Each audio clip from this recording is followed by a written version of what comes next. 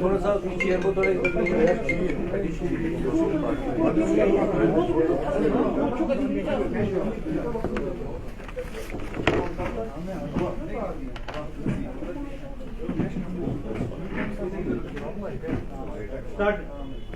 Start.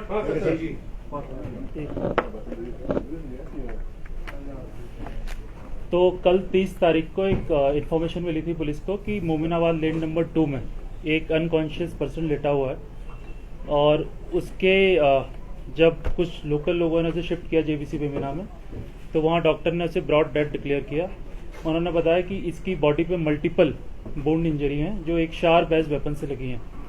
उसके बाद PS Batmaloo में FIR number 67 under section 302 register हुई और इन्वेस्टिगेशन को प्रोग्रेस में लाया गया। तो जब इन्वेस्टिगेशन के दौरान जब हमारी टीम वहाँ मौके पर पहुंची तो उन्होंने देखा कि वहाँ पूल ऑफ ब्लड था। बॉडी की जो पोजीशन थी, हमने एफएसएल टीम को बुलाया, बाकी फोटोग्राफी सेक्शन को बुलाया। वहाँ पे हमने लोगों से पूछताछ की। वहाँ बहुत सारे सीसीटीवी कैमरे थे तो उनके मल्टीपल हमने सीसीटीवी कैमरे एनालाइज किए। उसके अलावा जो हमारे टेक्निकल रिसोर्सेज हैं, हमने उसका टावर ट्रैफिक लिया, वहाँ कौन कौन आया था, कौन कौन गया, व्हीकुलर मूवमेंट। उसके बाद से हमने कुछ सस्पेक्ट्स को आइडेंटिफाई किया। जब कुछ सस्पेक्ट से हमने पूछताछ की तो उसके बाद एक सस्पेक्ट हमने जीरो डाउन किया। जब जीरो डाउन हो गया उसको हम लेके आए अपने थाने। वहाँ उससे हमने पूछताछ की तो पूछताछ में उसने वॉलंटरली बताया कि ये ऑफेंस उसने किया है। कैसे किया, उसका रीजन ये बताया कि वो पिछले 1 साल से जो हमारा विक्टिम है उसकी बेटी के साथ रिलेशन में था और ये बात उसके जो फादर है, जो विक्टिम है, उसको पसंद नहीं थी और वो काफ़ी लंबे टाइम से इस बात का अपोज कर रहा था। इससे क्या हुआ कि जब इसको अक्यूज को ये बात पता लगी काफ़ी लंबे टाइम से तो इसके मन में एक ऐसी इंटेंशन थी कि क्यों ये अपोज कर रहा है, तो एक बदला लेने की इंटेंशन थी इसके पास। इसी के चलते इसने कुछ टाइम पहले, कुछ 4 या 5 महीने पहले एक चाकू लिया, शार्प एज वेपन, बटमालू से किसी से खरीदा इसने और हमेशा से मौका देखता था कि जब भी मुझे मौका मिलेगा ये उस पर एक्शन लेगा। फ्रिक्वेंटली इसने कई बार गया भी, आगे पीछे देखा भी, लेकिन वहां इसे मौका मिल नहीं पाया। कल शाम को क्या हुआ कि जब विक्टिम अपने घर पे था उसने देखा कि ये अक्यूज बेटी के साथ उसी कॉलोनी में था। जब वो वहां पहुंचा तो उसने बोला कि थोड़ी इनके झगड़ा अगड़ा हुआ, उसने डांटा। तो उस टाइम पे इसे एक मौका मिला क्योंकि गली में कोई नहीं था, पूरा गली सुनसान थी, शाम का टाइम था। इसने चाकू निकाला, जो ये हमेशा अपने साथ रखता था बदला लेने के लिए। इसने चाकू निकाला और मल्टीपल उसके गर्दन पे, उसके चेस्ट पे कई सारे उसने अटैक किए और उसी की वजह से उसकी डेथ हुई। और मौके पे जब ये भाग गया फिर उसके बाद हमने सीसीटीवी एनालिसिस किया, लोगों से बात की तो उसको लाया गया। जब इसको थाने लाया गया तो इसने बताया कि इसके इंस्टेंस पे हमने 3 चीजें रिकवरी करी। इसकी जो ब्लड स्टेन शर्ट थी जिसपे विक्टिम का ब्लड भी था वो इसने एक दूसरी जगह छुपा रखी थी। जो इसका चाकू था जिसपे ब्लड लगा हुआ था वो उसने दूसरी जगह छुपा रखा था और जो इसका ट्राउजर था वो उसने तीसरी जगह छुपा रखा था। ये सारी हमने इसके इंस्टेंस पर रिकवर की है।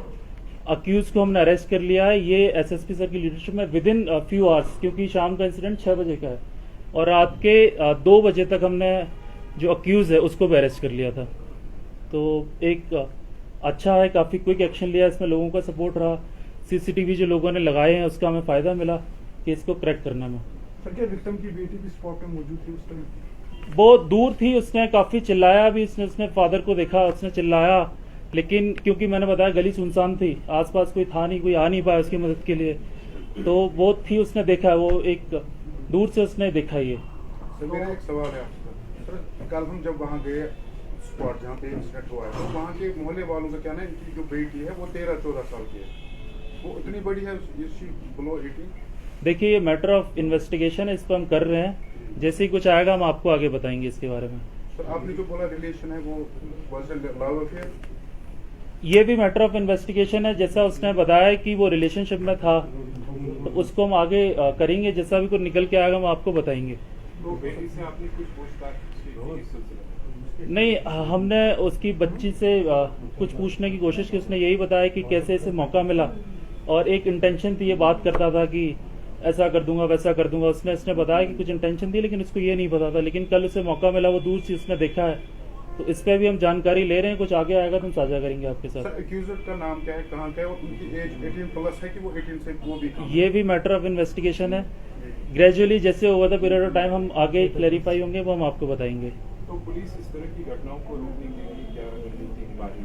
देश के अनेक हिस्सों में इस तरह की घटनाएं सामने आ क्राइम इज रही हैं। इंक्रीजिंग। जम्मू कश्मीर पुलिस इस सिलसिले में कुछ काउंसलिंग या फिर कुछ और करने जा रही है ताकि इस तरह की घटनाएं होती नहीं, ये पुलिस ने जिससे जो हमारे लेवल पे हम थाना दिवस भी होता है, हम यूथ से इंटरेक्ट करते हैं, उनसे बातें पूछते हैं क्या है, हम उनको काउंसलिंग भी करते हैं। कुछ प्रोग्राम हमारे ऐसे हैं, कुछ ऐसे एरियाज हैं जहां हमने लोगों से अपील किया आप सीसीटीवी लगाएं, तो एक सीसीटीवी का डिटरेंस इफेक्ट बहुत ज्यादा है लोगों के अंदर। उसके अलावा कुछ जो ऐसे एरियाज हैं जहां हमारी राउंड द क्लॉक पेट्रोलिंग रहती है, आप देखेंगे अगर आप हमारा रिस्पांस टाइम पे देखें तो फोन आने की कुछ ही देर में एक पुलिस की पार्टी मौके पे पहुंच गई थी। आप लोगों से पूछ सकते हैं कि कुछ ही देर में पहुंच गई थी, और जब उसे हॉस्पिटल गया और इतना क्विकली हम लोगों ने सारा जो एविडेंसेस थे उनको कलेक्ट किया और उसके बेसिस पे आके हमने केस को विद इन फ्यू आवर्स में ही करेक्ट किया। सर आप